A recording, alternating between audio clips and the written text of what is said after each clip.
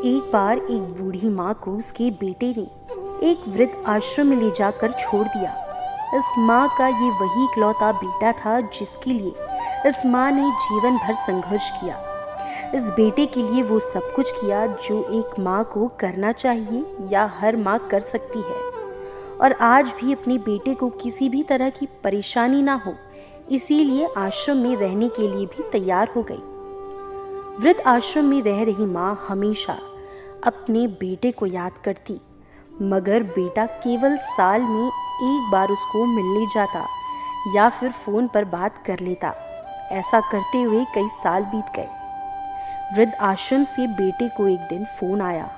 उन्होंने कहा, बेटा जल्दी से आश्रम आके अपनी माँ से मिल लो, वो बहुत सीरियस है। बेटा जब अपनी बीमार माँ के पास पहुंचा तब वो अपनी आखिरी सांसें गिन रही थी।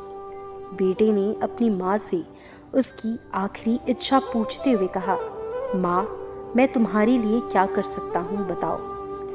माँ ने कहा, बेटा इस आश्रम में गर्मी और मच्छर बहुत ज़्यादा हैं, यहाँ पर कुछ पंखे लगवा देना।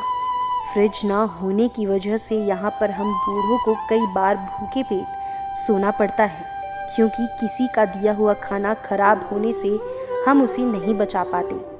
तो इस आश्रम के लिए 1-2 फ्रिज भी खरीद कर दे देना।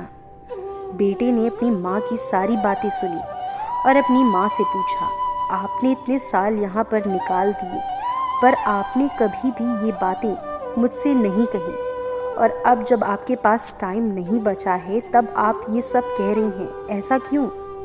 माँ ने बेटे को जवाब देते हुए कहा, बेटा मैंने गर्मी, भूख और पीड़ा सहन कर ली, लेकिन मुझे पता है जब तेरे बच्चे तुझे यहाँ पर छोड़ कर जाएंगे तब तू ये सब सहन नहीं कर पाएगा। इसीलिए तेरी सुविधा के लिए मैं तुझे ये सब लगाने के लिए कह रही हूँ। दोस्तों, माँ की ये आखिरी लाइनें किसी भी बेटा या बेटी की आंखें खोलने के लिए सक्षम हैं।